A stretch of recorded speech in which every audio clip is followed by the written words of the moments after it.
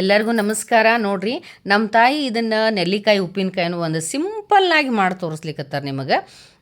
ಇದಕ್ಕೆ ಅವರು ಫಸ್ಟ್ ಈಗ ನೆಲ್ಲಿಕಾಯಿ ಅಂತೂ ಸಣ್ಣಗೆ ಹೆಚ್ಚು ಹಾಕ್ಕೊಂಡಾರ. ಅದಕ್ಕೆ ಒಂದು ಹನಿ ನೀರು ಸೇರಿಸ್ಬಾರ್ದು, ದ್ಯಾಟ್ ಈಸ್ ವೆರಿ ಇಂಪಾರ್ಟೆಂಟ್. ಅದಕ್ಕೊಂದು 3-4 ಲಿಂಬೆ ಹಣ್ಣನ್ನು ಹಿಂಡ್ಲಿಕ್ಕತ್ತಾರೆ. ನಿಮಗೆಲ್ಲ ಆಶ್ಚರ್ಯ ಅನ್ನಿಸ್ಬೋದು, ಇದೇನು ನೆಲ್ಲಿಕಾಯಿ ಲಿಂಬೆಹಣ್ಣು ಎರಡೂ ಮಿಕ್ಸ್ ಮಾಡಕತ್ತಾರಲ್ಲ ಅಂಥೇಳಿ. ನೆಲ್ಲಿಕಾಯಿ ಒಳಗೂ ವೈಟಮಿನ್ ಸಿ ರಿಚ್ ಇರ್ತೈತಿ ಮತ್ತು ಲಿಂಬೆಹಣ್ಣೊಳಗೂ ವೈಟಮಿನ್ ಸಿ ರಿಚ್ ಇರ್ತೈತಿ. ಇವೆರಡೂ ಸೇರಿಸೋದ್ರಿಂದ ಒಣ ಆಗೋದಿಲ್ಲ. ನಾವು ಮಾಡೋ ಉಪ್ಪಿನಕಾಯಿ ರಸ ಇರ್ತೈತಿ ಮತ್ತು ಕಳಿಲಿಕ್ಕೆ ಹೆಲ್ಪ್ ಆಗ್ತದೆ. ಜಲ್ದಿನೇ ಅದು ಕಳಿತೈತಿ. ಕಳಿಯೋದಂದ್ರೆ ಏನು? ಫರ್ಮೆಂಟೇಷನ್. ಈಗ ಒಂದು ನೋಡಿರಿ, ಒಂದು 3-4 ಲಿಂಬೆ ಹಣ್ಣನ್ನು ಹಿಂಡ್ಕೊಂಡ್ರು ಅವರು ಸರಿಯಾಗಿ. ಆಮೇಲೆ ಇದನ್ನು ಸರಿಯಾಗಿ ಹಿಂಡ್ಕೋಬೇಕು. ಮೇನ್ ಕೆಲವು ಮಂದಿ ಅಂತೂ ತೊಗಟಿ ಸುತ್ತ ಹಾಕ್ತಾರೆ, ನಾವು ಹಾಕಿರ್ತೇವೆ ಒಂದೊಂದು ಸರಿ, ಬಟ್ ಇದ್ರೊಳಗೆ ತೋರ್ಸಾಕತ್ತಿಲ್ಲ.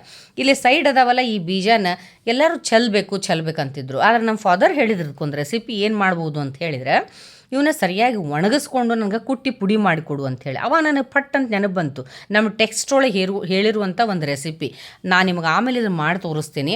ಇದನ್ನು ಸರಿಯಾಗಿ ಒಣಗಿಸಿ ಪೌಡ್ರ್ ಮಾಡಿ ಆಮೇಲೆ ಅದು ಕೆಲವೊಂದು ಔಷಧಿಗಳನ್ನು ಸೇರಿಸೋದ್ರಿಂದ ನಿಮಗೆ ಯಾರಿಗಾದರೂ ಗ್ಯಾಸ್, ಬ್ಲೋಟಿಂಗ್, ಕಾನ್ಸ್ಟಿಪೇಷನ್ ಇದ್ರೆ ಅಂಥವ್ರಿಗೆ ಭಾಳ ಯೂಸ್ ಆಗ್ತೈತಿ. ಈಗ ಈ ಲಿಂಬೆ ಹಣ್ಣೆಲ್ಲ ಹಿಂಡ್ಕೊಂಡ್ರಿ ಇವರು ಸರಿಯಾಗಿ. ಮೋಸ್ಟ್ಲಿ ಸಿಪ್ಪಿನೂ ಸೇರಿಸ್ತಾರೇನೋ, ಬಟ್ ನಾ ಸೇರಿಸ್ತೀನಿ ಅಂತ ಕೇಳಿದೆ, ಬೇಡ ಈ ಸರಿ ಅಂತ ಹೇಳಿದ್ರು ಅವರು. ಇದಕ್ಕೀಗ ಅವರು ಅಚ್ಚ ಖಾರದ ಪುಡಿ ಮನೆಯೊಳಗೆ ತಯಾರು ಮಾಡ್ಕೊಂಡಿರುವಂಥ ಒಂದು ಕೆಂಪನ ಖಾರ ಪುಡಿ, ನೋಡಿರಿ ಕಲರ್ ಎಷ್ಟು ಮಸ್ತ್ ಐತಿದು. ಈ ಖಾರ ಪುಡಿನ ಒಂದು 2-3 ಚಮಚ ಸೇರಿಸ್ಕೊಂಡ್ರು. ಅದು ಟೇಸ್ಟಿಗೂ ಆಯಿತು, ಪ್ಲಸ್ ಕಲರು ಭಾಳ ಚಲೋ ಅನ್ನಿಸ್ತದೆ. ಹಿಂಗನ್ನು ಒಂದು ಅರ್ಧ ಚಮಚ ಹಿಂಗೆ ಹಾಕ್ಕೊತಾರೆ. ಹಿಂಗೆ ಏನು ಮಾಡ್ತೈತಿ? ಪಾಚನ ಮಾಡ್ತೈತಿ, ಡೈಜೆಷನಿಗೆ ಭಾಳ ಹೆಲ್ಪ್ ಆಗ್ತೈತಿ. ಒಂದು ಅರ್ಧ ಚಮಚದಷ್ಟು ನೀವು ಹಿಂಗೆ ಹಾಕ್ಕೋಬೇಕು. ಅದ್ರ ಜೊತೆಗೆ ಏನೇನು ಹಾಕ್ಕೋಬೇಕು ಅಂತಂದರೆ ಉಪ್ಪು. ಈಗ ನೆಕ್ಸ್ಟ್ ಬರುವಂಥದ್ದು ಉಪ್ಪು. ಎಷ್ಟು ಹಾಕ್ಕೋಬೇಕು ಉಪ್ಪು? ಉಪ್ಪಿನಕಾಯಿಗೆ ಭಾಳ ಮಂದಿ ಭಾಳ ಹಾಕ್ಕೊಂಡ್ಬಿಡ್ತಾರೆ. ನಾವು ಅಳತಿ ನೋಡಿ ಹಾಕ್ಕೋಬೇಕು. ಒಂದು 4 ಚಮಚ ಉಪ್ಪನ್ನು ಹಾಕ್ಕೊಳಿಕತ್ತಾರೆ. ಸ್ವಲ್ಪ ಹೆಚ್ಚಿಗೆ ಆದರೂ ಕೂಡ ಅದೇನು ಕೆಟ್ಟದ್ದಲ್ಲ, ಒಳ್ಳೆಯದು. ಅದು ಉಪ್ಪಿನಕಾಯಿ ಒಳಗೆ ಎಷ್ಟಿದ್ರೂ ಕೂಡ ಅದೇನು ನಿಮಗೆ ಡ್ಯಾಮೇಜ್ ಮಾಡೋದಿಲ್ಲ ಮತ್ತು ಉಪ್ಪಿನಕಾಯಿ ಕೆಡಲಾರ್ದಂಗೆ ನೋಡ್ಕೊತದೆ. ಅದೆಲ್ಲರಿಗೂ ಗೊತ್ತಿರುವಂಥ ವಿಷಯ. ಈಗ ಇದಕ್ಕೆ ಸ್ವೀಟ್ ಹಾಕೋದು ಬೇಡ ಅಂತ ಡಿಸೈಡ್ ಮಾಡೇವಿ. ಅದ್ರ ಬದಲು ಇನ್ನೊಂದು ಏನು ಮಾಡ್ಯಾರ ಗೊತ್ತಾ?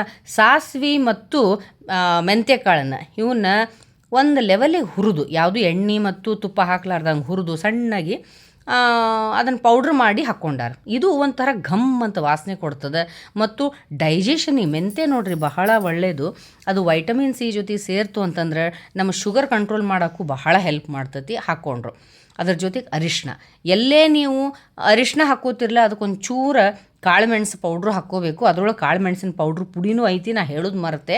ಕಾಳು ಮೆಣಸನ್ನು ಹಾಕ್ಕೋಬೇಕು. ಆಮೇಲೆ ಇದನ್ನು ಸರಿಯಾಗಿ ಮಿಕ್ಸ್ ಮಾಡ್ಕೋಬೇಕು.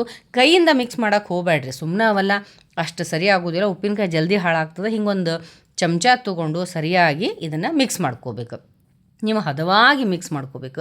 ಈಗ ಇದು ಭಾಳ ನೋಡೋಕ್ಕೂ ಭಾಳ ಸಿಂಪಲ್, ಮಾಡೋಕ್ಕೂ ಸಿಂಪಲ್, ಬಟ್ ಟೇಸ್ಟ್ ಮಾತ್ರ ಬೆಸ್ಟ್ ಇರ್ತದೆ.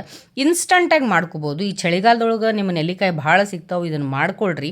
ಇಂಥ ಸಿಂಪಲ್ ರೆಸಿಪೀಸ್, ಭಾಳ ಟ್ರೆಡಿಷ್ನಲ್ ರೆಸಿಪೀಸ್ ಬೇಕು ಅಂದರೆ ನನ್ನ ಚಾನಲಿಗೆ ಸಬ್ಸ್ಕ್ರೈಬ್ ಮಾಡಿರಿ ಮತ್ತು ಲೈಕ್ ಮಾಡಿರಿ, ಕಮೆಂಟ್ ಮಾಡಿರಿ, ನಿಮ್ಮದು ಒಪಿನಿಯನ್ ಹೇಳ್ರಿ ಮತ್ತು ನೀವು ಎಲ್ಲ ಫ್ರೆಂಡ್ಸಿಗೂ ಕೂಡ ಇದನ್ನು ಶೇರ್ ಮಾಡಿರಿ. ನೋಡಿರಿ, ಅದನ್ನು ತೋರಿಸ್ಲಿಕ್ಕತ್ತಾರಲ್ಲ, ಅದು ರಸ ಬಿಡ್ತದೆ. ಇದು ಆ ಲಿಂಬೆ ಹಣ್ಣಿನ ರಸದಿಂದ ಹೀಗೆಲ್ಲ ಆಗ್ತದೆ. ರಸ ಹೆಂಗೆ ಬಿಡ್ತದಲ್ಲ, ಆವಾಗ ನಿಮ್ಮ ನೆಲ್ಲಿಕಾಯಿ ಕೂಡ ಅದರೊಳಗೆ ಅದು ಸೇರಿಕೊಂಡು ಬಹಳ ಟೇಸ್ಟಿ ಆಗ್ತದೆ. ಈಗ ಇದ್ರದ್ದು ನೆನಪು ಬಂತಲ್ಲ ನಿಮಗೆ, ಇದನ್ನೂ ಒಂದು ನಾ ಮಾಡಿ ತೋರಿಸ್ತೇನೆ. ಒಣಗಿಸಾಕಿಟ್ಟು ಆಮೇಲೆ ತೋರಿಸ್ತೇನೆ ನಿಮಗೆ. ಇದನ್ನು ಏನು ಮಾಡ್ಕೋಬೇಕು? ನೀವು ಒಂದು ಸ್ವಲ್ಪ ದಿವಸ ಮುಚ್ಚಿಟ್ಕೊಂಡ್ಬಿಡ್ಬೇಕು. ಕೆಲವು ಮಂದಿ ಭರಣಿ ಒಳಗೆ ಮುಚ್ಚಿಟ್ಕೋತಾರೆ, ಕೆಲವು ಮಂದಿ ಮಣ್ಣಿನ ಗಡಿಗೆ ಒಳಗೆ ಮುಚ್ಚಿಡ್ತಾರೆ. ಪ್ಲಾಸ್ಟಿಕ್ಕು ಮತ್ತು ಮೆಟಲ್ನಾಗ ಆದಷ್ಟು ಇಡಕ್ಕೆ ಹೋಗ್ಬೇಡ್ರಿ. ನೋಡಿರಿ, ನಮ್ಮ ತಾಯಿ ಇದನ್ನು ಒಂದು ಭರಣಿ ಒಳಗೆ, ಪಿಂಗಾಣಿ ಭರಣಿ ಒಳಗೆ ಹಾಕಿಟ್ಟಾರ. ಇದ್ರ ಮೇಲೆ ಒಂದು ಮುಚ್ಚಳ ಹಾಕಿ ಕವರ್ ಮಾಡಿ ಇಡ್ತಾರೆ.